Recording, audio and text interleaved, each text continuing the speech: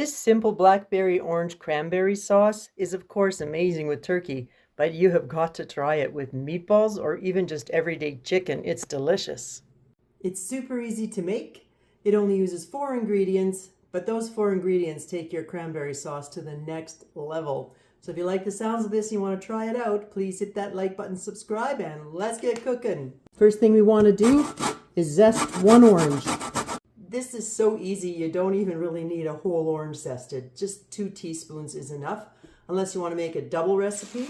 And if you're using a bag of cranberries like this, the typical size bag, 340 grams, is about 3 cups. That would be a double recipe. But how much cranberry sauce do you need? So I'm making a single recipe.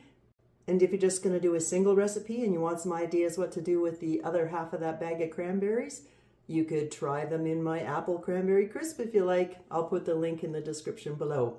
Now let's head to the stove and put this together. In a small saucepan, you want to add a half a cup of water. You want to add a 1/3 cup of honey or sugar, whichever you prefer. As you can see, I'm going to try some honey. And you want to bring that to a boil over a medium heat. Once that starts to boil, you just want to add 1.5 cups of cranberries and a cup of blackberries. And they can actually be frozen or fresh. And you want to stir those in and then just give them a stir maybe every couple of minutes. Then we just want to return it to a boil and let it simmer for another 10 minutes. You're going to hear the berries popping and you'll see some of them split, and that's what it's supposed to do.